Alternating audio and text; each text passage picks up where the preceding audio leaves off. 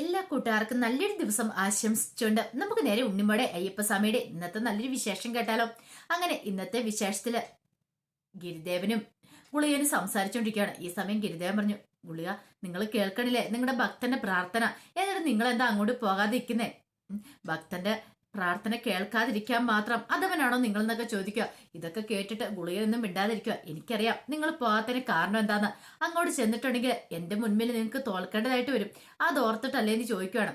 പക്ഷെ ആ സമയത്തും ഗുളികനൊന്നും മിണ്ടിയില്ല. അപ്പോഴേക്കും കുറെ നിവേദ്യവും പൂജകളും ഒക്കെ നടത്തി കഴിഞ്ഞിട്ടുണ്ടായിരുന്നു കണ്ണപ്പന് ഗുളികന് വേണ്ടിയിട്ട്.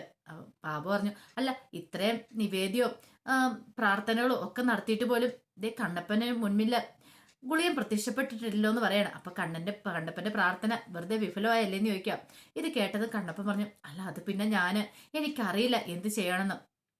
കണ്ണപ്പ കണ്ണപ്പനെന്ന് ആലോചിച്ച് നോക്കിയേ, ഒരു പക്ഷേങ്കില് ഗുളികൻ വന്ന് ഉണ്ണിമോളെ രക്ഷിച്ചില്ലെങ്കിൽ കണ്ണപ്പന്റെ അനന്തരവള് കണ്ണപ്പനെ ശപിക്കുള്ളെന്ന് പറയണം. അതെന്തുകൊണ്ടാന്ന് ഞാൻ പറയണോ? സുഗന്ധിയുടെ ആത്മാവിന് മോക്ഷം കിട്ടാൻ വേണ്ടി ഉണ്ണിമോളാണ് ആ ചിതാഭസ്മം കൊണ്ട് പുഴയിൽ ഒഴുക്കിയത്. അതറിയാവുന്ന കാര്യമില്ലേ? അപ്പൊ ഒരു പ്രത്യുപകാരം ചെയ്യേണ്ട കാര്യമില്ലേ? കാരണം ഉണ്ണിമോൾക്ക് ഒരു ആപത്ത് വന്നു കഴിയുമ്പോൾ സഹായിക്കേണ്ട കടമ കണ്ണപ്പനില്ലേ? അപ്പൊ അങ്ങനെ കണ്ണപ്പൻ സഹായിച്ചില്ലെങ്കിൽ സുഗന്ധിക്ക് സഹിക്കാൻ പറ്റുന്ന കാര്യമാണോ? സുഗന്ധി സ്വർഗത്തിലിരുന്ന് കാഴ്ചകളെ കാണുന്നുണ്ട്. ഒരു പക്ഷെ കണ്ണപ്പൻ മരിച്ചു കഴിഞ്ഞാൽ കണ്ണപ്പൻ നരകത്തിലേക്ക് പോവുള്ളൂ. തന്റെ അനന്തരവളുടെ അടുത്തേക്ക് ഒരിക്കലും എത്താനായിട്ട് കണ്ണപ്പന് സാധിക്കില്ല. അപ്പം ഉണ്ണിമോളെ രക്ഷിക്കുവാണെങ്കിൽ ഒരു പക്ഷെ കണ്ണപ്പന്റെ അനന്തരവളുടെ അടുത്തെത്താം. പക്ഷെ അങ്ങനെ അല്ലാതെ വന്നിട്ടുണ്ടെങ്കിൽ ഒന്ന് ഓർത്തു നോക്കിയേ, സുഗന്ധിക്ക് സഹിക്കാൻ പറ്റുന്ന കാര്യമായിരിക്കില്ലത്. സുഗന്ധി തന്നെ പറയില്ലേ കണ്ണപ്പനോട്, എന്നെ രക്ഷിച്ച ആളെ എന്തുകൊണ്ടാ അമ്മാവൻ രക്ഷിക്കാത്തെന്നുള്ള കാര്യം. അതുകൊണ്ട് അതിന്റെ ആവശ്യമുണ്ടോ? കണ്ണപ്പൻ വിളിച്ചാൽ ഉറപ്പായിട്ടും വരും. ഗുളികൻ വരൂന്ന് പറയാ. ഞാൻ ഇത്രയും വിളിച്ചിട്ടും വരുന്നില്ലല്ലോ എന്ന് പറയാം. കണ്ണപ്പൻ വിളിക്ക്. അങ്ങനെയാണെങ്കിൽ ഒരു കാര്യം ഉറപ്പാ, കണ്ണപ്പന്റെ പ്രാർത്ഥന ഇപ്പൊ ഗുളികൻ കേൾക്കുന്നില്ലെന്ന്. 10 വർഷം ആ ഗുളികനെ ഉപസിച്ചുകൊണ്ടിരുന്ന ആളല്ലേ കണ്ണപ്പന്. എന്നിട്ട് എന്തുകൊണ്ടാ കണ്ണപ്പന്റെ പ്രാർത്ഥന ഇപ്പൊ ഗുളികൻ കേൾക്കാത്തെന്ന് ചോദിക്കുക. ഇത് കേട്ടത് കണ്ണപ്പൻ എന്തു മറുപടി പറയണമെന്ന് അറിയത്തില്ല. തന്റെ 10 വർഷമാണ് താന് ഗുളികനെ ഇങ്ങനെ ഉപസിച്ചുകൊണ്ടേക്ക് ഇരുന്നത്. പക്ഷെ ഇപ്പോൾ താൻ ഇത്രയും വിളിച്ചിട്ടും ഇത്ര നിവേദ്യമൊക്കെ സമർപ്പിച്ചിട്ടും കണ്ണപ്പൻ വരാൻ കൂട്ടാക്കുന്നില്ല. പിന്നീട് കണ്ണപ്പൻ പറഞ്ഞു, എനിക്കറിയാം എന്ത് ചെയ്യണമെന്ന് എന്നും പറഞ്ഞിട്ട് ആ തലയിലേക്ക് തലയടിക്കുകയാണ്. ദേ ഗുളികൻ ദൈവം വന്നില്ലെങ്കിൽ ഞാൻ ഇവിടെ കിടന്ന് തലതല്ലി മരിക്കുവോളെന്നൊക്കെ പറയുകയാണ്. ആ സമയത്ത് ഗിരിദേവൻ ഗുളികനോട് പറഞ്ഞു, ദേ ഗുളിക കേട്ടില്ലേ, മനമുരുകിയാണ് ഭക്തൻ വിളിക്കുന്നത്. ആ മനമുരുകിയുള്ള ആ പ്രാർത്ഥന ഇനിയും കേൾക്കാതിരിക്കാനായിട്ട് ഗുളികന് പറ്റുമോ? അറിയാലോ, ഗുളികൻ അറിയാവുന്ന കാര്യമല്ലേ. ശിവൻ എന്ന് പറഞ്ഞാൽ മംഗളം, ശിവൻ എന്ന് പറഞ്ഞിട്ട് മംഗളകാരി. അപ്പൊ ആ മംഗളകാരി എന്ന് ഉത്ഭവിച്ച ഗുളികന് ഭക്തന്മാരുടെ പ്രാർത്ഥന കേൾക്കാനായിട്ട് പറ്റില്ലേ? ഒന്ന് ഓർത്തു വയ്ക്കേ. മഹാദേവൻ ഭസ്മാസുരന് വരം കൊടുത്തു, തനിക്ക് ആപത്ത് വരുമെന്ന് അറിഞ്ഞിട്ട് പോലും. കാരണം അത്ര ഭക്തിയുള്ള ഭസ്മാസുരന് വരം കൊടുക്കാതിരിക്കാനായിട്ട് ഭഗവാന് കഴിഞ്ഞില്ല. പക്ഷെ ഇപ്പൊ ഗുളികൻ ഇവിടെ എന്താ ചെയ്യുന്നേ? ഒരു പക്ഷേങ്കില് തന്റെ കടമ നിറവേറ്റാനായിട്ട് സാധിക്കില്ല എന്നൊരു ചിന്തയുള്ളതുകൊണ്ടല്ല ഗുളികൻ അങ്ങോട്ട് ആ ഭക്തൻ വിളിച്ചിട്ടും പോകാതിരിക്കുന്നേ. അത് ന്യായമാണോ എന്ന് ചോദിക്കുക. ഭക്തന്മാരോട് നല്ല രീതിയിൽ തന്നെ അവരുടെ പ്രാർത്ഥന കേൾക്കുമല്ലേ ചെയ്യണ്ടേ? പക്ഷെ ഇവിടെ ഗുളികൻ എന്താ ചെയ്യണ്ടേ? മാറി നിൽക്കുമല്ലേ ചെയ്യുന്നതെന്ന് ചോദിക്കുക. എന്റെ മുന്നിൽ തോറ്റു പോകുന്നൊരു ഭയം കൊണ്ടല്ലേ പോവാതിരിക്കുന്നേ. ഇത് കേട്ടുകഴിഞ്ഞപ്പോഴത്തേനും ഗുളികൻ പറഞ്ഞു, ആ ഭക്തന്റെ കരച്ചില് എന്റെ ചെവിയിൽ ഇങ്ങനെ തുളഞ്ഞു കയറുക. ഇനി എനിക്കിവിടെ നിൽക്കാൻ പറ്റില്ല, എനിക്ക് പോയാൽ മതിയാവെന്ന് പറഞ്ഞിട്ട് ഗുളികൻ അങ്ങോട്ട് പോവാണ്. ഗിരിദേവൻ അപ്പോഴാണ് ഒരു സമാധാനം. ഗിരിദേവൻ ചെറുതായിട്ടൊന്ന് പുഞ്ചിരിക്കുകയാണ്. ഈ സമയം ഗുളികനെ വിളിച്ച് എന്റെ ദൈവമെന്ന് വിളിച്ചോണ്ട് കരഞ്ഞു വിളിച്ച് നിൽക്കുകയാണ് കണ്ണപ്പന്. അപ്പോഴേക്കും ഗുളികൻ അങ്ങോട്ട് പ്രത്യക്ഷപ്പെട്ടു. ഗുളികൻ പ്രത്യക്ഷപ്പെട്ട് കഴിഞ്ഞപ്പോഴത്തേനും കണ്ണപ്പന് സന്തോഷമായി.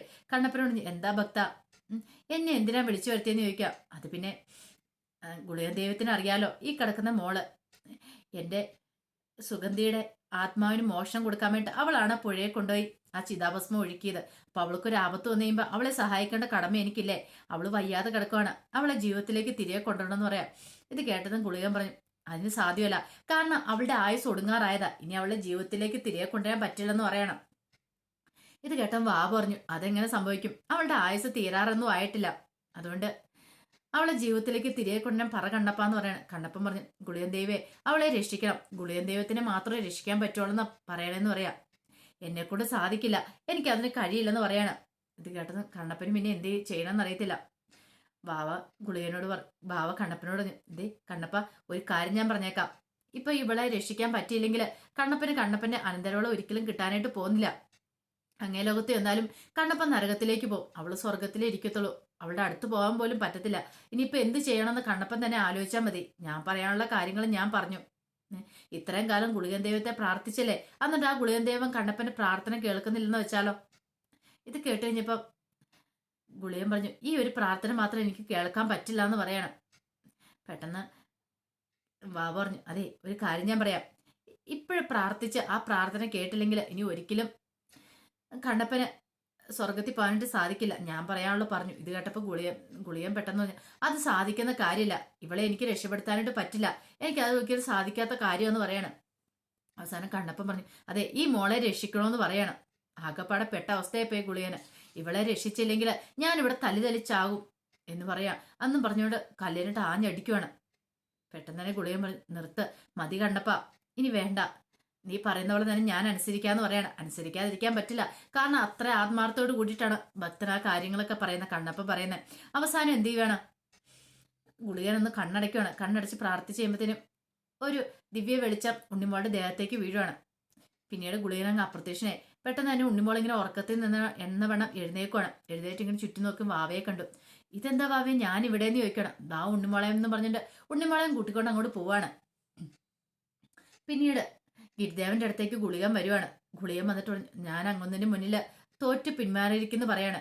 ദേ 2 യാമം അങ്ങനെ കഴിഞ്ഞുപോയി. ഈ യാമത്തിൽ എനിക്ക് ഉണ്ണിമോളെ ഇല്ലാതാക്കാനായിട്ട് കഴിഞ്ഞില്ല. ആ ബാലികനെ ഇല്ലാതാക്കേണ്ട സമയം കടന്നു.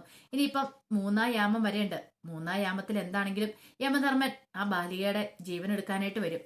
ഇനിയിപ്പം ഞാൻ ഇവിടെ നിന്നിട്ട് കാര്യമില്ല, എന്നെ കൊണ്ട് സാധിക്കില്ല, ഞാൻ അങ്ങയുടെ മുന്നിൽ തോറ്റ് പിന്മാറിക്കുക എന്ന് പറയണം. ഇത് കേട്ടതും ഗിരിദേവൻ പറഞ്ഞു, ഇവിടെ ആരും തോറ്റിട്ടും ജയിച്ചിട്ടൊന്നുമില്ല. അങ്ങ് ജീവൻ എടുക്കാൻ വന്ന സമയത്ത് അത് ഉണ്ണിമോളുടെ സമയം ആകത്തോണ്ട് ഞാൻ അതിന് സമ്മതിച്ചില്ല. പക്ഷെ എന്നും പറഞ്ഞുകൊണ്ട് അങ്ങ് തോറ്റെന്ന് പറയുന്നില്ല. ഞാനും ജയിച്ചിട്ടുമില്ല, കാരണം എനിക്ക് ആ ബാലികയുടെ ജീവൻ രക്ഷിക്കേണ്ട ആവശ്യമായിരുന്നു, അതുകൊണ്ട് മാത്രം രക്ഷിച്ചു. ഇത് കേട്ട് കഴിഞ്ഞപ്പോഴത്തേനും ഗുളികൻ പറഞ്ഞു, ഞാൻ പിൻവാങ്ങുക, ഇനി ഒരിക്കലും ഞാൻ ആ ബാലികയുടെ പുറകെ വരത്തില്ല, അവരുടെ ജീവൻ എടുക്കാനായിട്ട് വരത്തില്ല എന്ന് പറയണം എന്നും പറഞ്ഞ് ഗുളികൻ അങ്ങോട്ട് അപ്രത്യക്ഷമാവുകയാണ്. പിന്നീട് ഗിരിദേവൻ അങ്ങോട്ട് പോരുക. ഈ സമയത്ത് ഉണ്ണിമോളുടെ അടുത്തേക്ക് ഗിരിദേവൻ വരുവാണ്. പിന്നീട് ഗിരിദേവനോട് ഉണ്ണിമോൾ ചോദിച്ചു, അല്ല ഇത് എനിക്ക് എന്താ പറ്റിയത്, ഇതെങ്ങനെ ഞാൻ ഇവിടെ എത്തി? ഞാൻ ശ്രീപ്രിയയുടെ വീട്ടിലായിരുന്നല്ലോ, അവിടെ ഞാൻ പാല് കുടിച്ച കാര്യങ്ങളൊക്കെ ഓർമ്മ വരുന്നുണ്ട്, പിന്നെ എനിക്ക് എന്താ പറ്റിയെന്ന് അറിയത്തില്ലോ എന്ന് പറയണം. വാ പറഞ്ഞു, ഇപ്പൊ അതിനെക്കുറിച്ചൊന്നും ഉണ്ണിമോൾ ചിന്തിക്കണ്ടെന്ന് പറയാം. അതെന്താ, അതൊക്കെ ഒരു കഥയാ, എനിക്ക് അറിയണമെന്ന് പറയാം, അതൊക്കെ നമുക്ക് പിന്നെ അറിയാം, ഇപ്പൊ തൽക്കാലത്തേക്ക് നമുക്ക് അങ്ങോട്ടേക്ക് പോകാന്ന് പറയണം. അങ്ങനെ ഉണ്ണിമോളെയും കൂട്ടിക്കൊണ്ട് ഇങ്ങോട്ട് പോവാണ്. ആ സമയത്ത് ജാനകിനെ കൈ പിടിച്ചോണ്ട് ശ്രീപ്രിയയും പവിയും കൂടെ വരുവാണ്. ജാനകിയുടെ കണ്ണൊക്കെ മൂടി കെട്ടി വെച്ചിട്ടുണ്ടായിരുന്നു.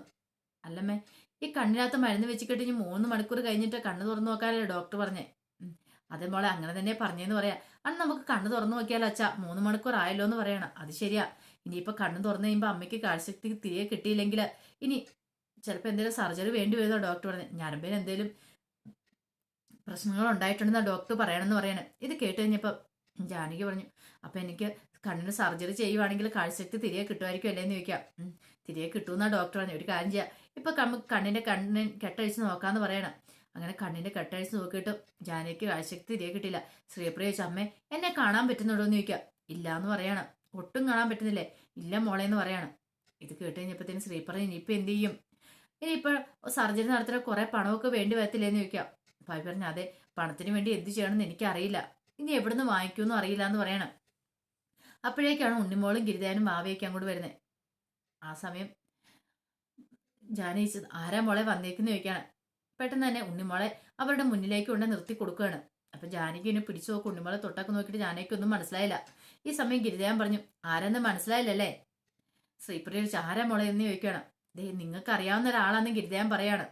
ഒന്നുകൂടെ തൊട്ട് നോക്കാൻ പറയുന്നത്, പക്ഷെ ഒന്നും മനസ്സിലായില്ല. ഉണ്ണിമോളാന്ന് പറയാണ്. പെട്ടെന്ന് ജാനകി കയ്യും കൂടെ വലിച്ചു. നിങ്ങൾ ഇല്ലാതാക്കാനായിട്ട് ഉണ്ണിമോളെ പറഞ്ഞു വിട്ടില്ലേ? അവന്മാരോട് അലഞ്ഞിരിഞ്ഞ് നടക്കുന്നുണ്ട്, പക്ഷേങ്കില് ഉണ്ണിമോളെ തൊട്ട് നോക്കാൻ പോലും അവർക്കൊന്നും ആർക്കൊന്നും പറ്റിയില്ല എന്ന് പറയാണ്. ഇത് കേട്ട് കഴിഞ്ഞപ്പോൾ ഒരുമാതിരി ഞടുക്കത്തോടെ കൂടി ജാനകി നിൽക്കുകയാണ്. അതെ, നിങ്ങളുടെ കണ്ണിന്റെ ഇനിയിപ്പോ സർജറി നടത്തിയാലും നിങ്ങൾക്ക് കാഴ്ചശക്തി ഒന്നും തിരികെ കിട്ടാൻ പോകുന്നില്ലെന്ന് പറയാം. ഇത് കേട്ട് കഴിയുമ്പോൾ ശ്രീപ്രിയ പറഞ്ഞു, അല്ല അതെന്താ നിങ്ങൾ അങ്ങനെ പറയണേ, നിങ്ങൾ ആരാന്ന് ചോദിക്കുവാണ്. ഇത് കേട്ട് കഴിഞ്ഞപ്പോൾ ഗിരിദേവനും ഭാവയും ഒന്ന് പരസ്പരം നോക്കി പുഞ്ചിരി തൂവാണ്. അപ്പൊ അതിന്റെ വിശേഷങ്ങളൊക്കെയാണ് കണ്ടത്. ഇതിന്റെ ബാക്കി വിശേഷങ്ങളുമായിട്ട് നാളെ വരാട്ടോ. അപ്പൊ എല്ലാവരും മറക്കാതെ കയറി കാണണേ. ഒരിക്കൽ കൂടി എല്ലാവർക്കും നല്ലൊരു ദിവസം ആശംസിച്ചു നിർത്തുന്നു. നന്ദി.